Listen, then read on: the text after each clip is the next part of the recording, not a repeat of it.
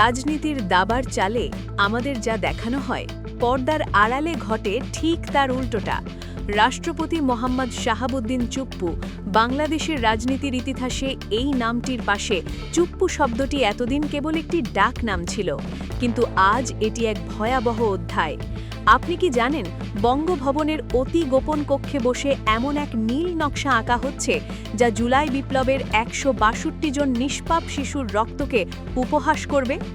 আমিরের জামাত ডক্টর শফিকুর রহমান কি কেবল একটি রাজনৈতিক ভাষণ দিয়েছেন, নাকি তার হাতে আছে এমন কোনো রক্তহীন করা তথ্য যা প্রকাশ পেলে থমকে দেবে পুরো রাষ্ট্র? আজ আমরা উন্মোচন করব সেই পর্দার আড়ালের ষড়যন্ত্র যা রাষ্ট্রপতিকে কাঠগড়ায় দাঁড় করিয়ে দিয়েছে। শুরু হচ্ছে এক মহাপ্রলয়ের কাউন্টডাউন। গল্পের শুরুটা কোনো জল্পনা দিয়ে নয়, বরং সরাসরি ময়দানের অ্যাকশন নিয়ে। গত কয়েকদিনে বাংলাদেশের রাজনৈতিক মানচিত্রের সবচেয়ে বড় কম্পন্তি তুলেছেন জামায়াতে ইসলামের আমির। তিনি কেবল রাজপথে বক্তব্য দিয়েই ক্ষান্ত হননি, তিনি এমন এক রহস্যের জাল বিছিয়েছেন যা রাষ্ট্রপতি শাহাবুদ্দিন চুপ্পুকে এক গোলক ধাঁধায় ফেলে দিয়েছে। আমিরের জামাত প্রকাশ্য জনসভায় দাঁড়িয়ে যে বক্তব্য দিয়েছেন তা সাধারণ কোনো রাজনৈতিক আক্রমণ নয়। তিনি দাবি করেছেন তিনি নিজেই ঘটনার সাক্ষী। তিনি যা দেখেছেন এবং শুনেছেন তা এমন এক গোপন সত্য যা প্রকাশ পেলে বঙ্গভবনের দেয়ালগুলো হয়তো লজ্জায় শিউরে উঠবে। তার ইঙ্গিত ছিল পরিষ্কার, শাহাবুদ্দিন চুপ্পু অনেক কিছু গোপন করেছেন, জাতির সামনে অসত্য বলেছেন এবং পর্দার আড়ালে এমন কিছু শক্তির সাথে আতাত করেছেন যা দেশের সার্বভৌমত্বের জন্য হুমকি। স্বরূপ অনুসন্ধানী দৃষ্টিতে দেখলে বোঝা যায় জামায়াতের এই অবস্থান মোটেই আকস্মিক নয়, তারা ধাপে ধাপে এগোচ্ছে। আমিরের জামাত যখন বলেন সংসদ শুরু হলে আমরা সব ফাঁস করব, তখন বুঝতে হবে তাদের হাতে এমন কোনো দালিলিক প্রমাণ বা রেকর্ড আছে যা প্রকাশ পাওয়া মাত্রই রাষ্ট্রপতির পদত্যাগ অনিবার্য হয়ে পড়বে। জামাত নিজেকে এমন এক নৈতিক অবস্থানে নিয়ে গেছে যেখান থেকে পিছু হটার কোনো পথ নেই, না জামায়াতের জন্য না শাহাবুদ্দিন চুপ্পুর জন্য। এটি কেবল একটি রাজনৈতিক চাল নয়, এটি একটি পরিকল্পিত ইনভেস্টিগেশন যা জামায়াত অনেক আগে থেকেই সম্পন্ন করে রেখেছে। জামায়াতের অ্যাকশন কেবল ভাষণের মধ্যে সীমাবদ্ধ থাকেনি, তারা দ্রুততম সময়ে আনুষ্ঠানিক বিবৃতিতে চলে গেছে।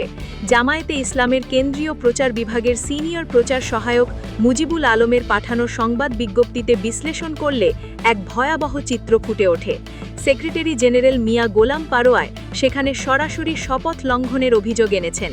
একজন রাষ্ট্রপতি যখন রাষ্ট্রের সর্বোচ্চ সাংবিধানিক পদে বসেন তখন তাকে কিছু বিশেষ গোপনীয়তা রক্ষার শপথ নিতে হয়, কিন্তু রাষ্ট্রপতি চুপ্পু সম্প্রতি একটি জাতীয় দৈনিকের সাক্ষাৎকারে রাষ্ট্রের অভ্যন্তরীণ ও অতি সংবেদনশীল বিষয় জনসম্মুখে প্রকাশ করে দিয়েছেন।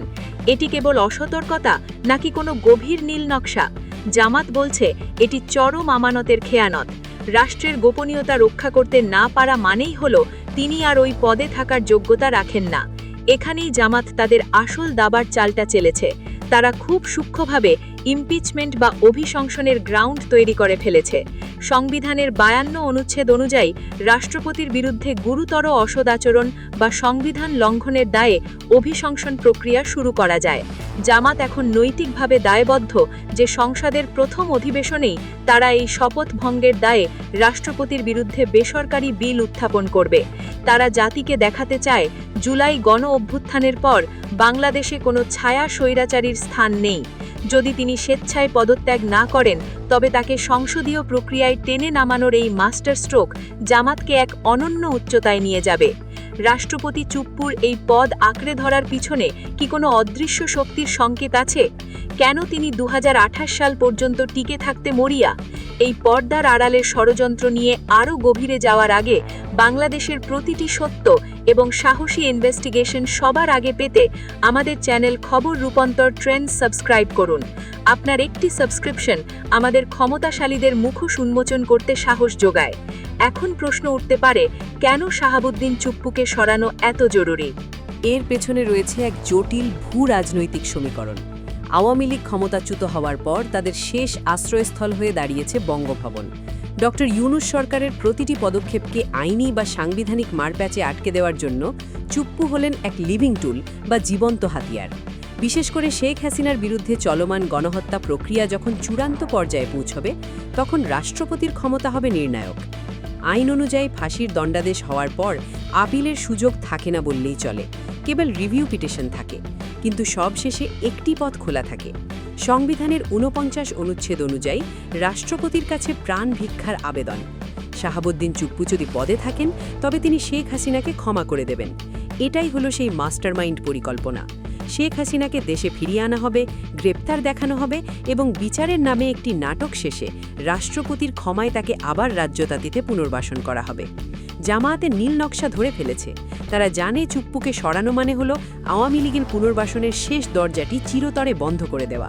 এটি কেবল একজন ব্যক্তিকে সরানো নয়, এটি মূলত দিল্লির প্রেসক্রিপশনে চলা একটি দীর্ঘমেয়াদী চক্রান্তকে ধূলিসাৎ করা।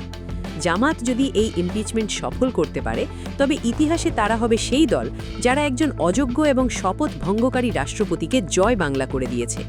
এখানে গল্পের নতুন মোড় আসে। জামাত যখন দাবার চাল দিয়ে ফেলেছে তখন বিএনপির অবস্থান কি? এটি বাংলাদেশের রাজনীতির সবচেয়ে বড় রহস্য। জামাত যদি সংসদে ইমপিচমেন্ট বিল উত্থাপন করে তবে বিএনপিকে একটি পক্ষ নিতেই হবে। যদি বিএনপি এই বিলের সমর্থন না দেয় তবে জনগণের কাছে তাদের ভাবমূর্তি হবে ভারপ্রাপ্ত আওয়ামী লীগ হিসেবে।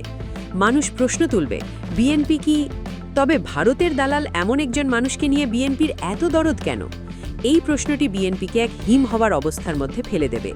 অন্যদিকে জামাত এই সুযোগে নিজেকে ২০৪০ সাল পর্যন্ত বঙ্গভবনে নিশ্চিন্তে বসে থাকার যে রঙিন স্বপ্ন চুপ্পু দেখেছিলেন, জামাতা ভেঙে দিতে বদ্ধপরিকর। কারণ তার পেছনে রয়েছে ভারতের পরিকল্পনা এবং আওয়ামী লীগের এজেন্ডা। জামাত এখন সেই তথ্যের অস্ত্র বের করবে যা হবে রাষ্ট্রপতির জন্য মরণাস্ত্র। আওয়ামী লীগের অনেক নেতাকর্মী যারা পরিস্থিতির চাপে দলত্যাগ করেছেন, তারা এখন দেখছেন যে তাদের আস্থার শেষ স্তম্ভ শাহাবুদ্দিন চুপ্পু নিজেই এখন টলমল। জামাতের এই কঠোর অবস্থানের কারণে আওয়ামী লীগের ভেতরেও বড় ধরনের ভাঙন দেখা দিচ্ছে, যা জামায়াতের সাংগঠনিক শক্তিকে আরও বৃদ্ধি করছে। পুরো বিষয়টি শুধু একটি ইমপিচমেন্ট নয়, এটি বাংলাদেশের অস্তিত্বের লড়াই। জামাত কেন এই মুহূর্তে এত শক্ত? কারণ তারা জানে বাংলাদেশের রাজনীতিতে এখন একটি ভ্যাকিউম বা শূন্যতা বিরাজ করছে। এই শূন্যস্থানে যে দল সাহসের সাথে সত্য বলবে, জনতা তাদের সাথে থাকবে। ইউনুস ফ্যাক্টর এখানে জামাতের জন্য সহায়ক। অন্তর্বর্তীকালীন সরকার যখন রাষ্ট্র সংস্কার করতে চায় তখন চুপ্পুর মতো একজন রাষ্ট্রপতি প্রতিটি পদক্ষেপে বাধা হয়ে দাঁড়ান। জামাতের এই আক্রমণাত্মক অবস্থান আসলে একটি বৃহত্তর বিপ্লবের অংশ। তারা দেখাতে চায় যে ১৬২ জন শিশুসহ যত মানুষকে গণহত্যার শিকার হতে হয়েছে তার বিচার নিশ্চিত করতে তারা কোনো আপোষ করবে না। শেখ হাসিনা যদি মুক্তি পান এবং রাজনীতিতে ফিরে আসেন তবে বাংলাদেশের স্বাধীনতা আবার ঝুঁকির মুখে পড়বে। তাই চুপ্পুকে সরানো মানে কেবল একজন ব্যক্তিকে সরানো নয়, বরং বাংলাদেশের সার্বভৌমত্বকে এক ভয়াবহ বিপদ থেকে রক্ষা করা। জামাত তাদের দাবার চাল দিয়ে ফেলেছে। এখন দেখার বিষয় বঙ্গভবন এবং বিএনপি কিভাবে এই ঝড়ের মোকাবিলা করে।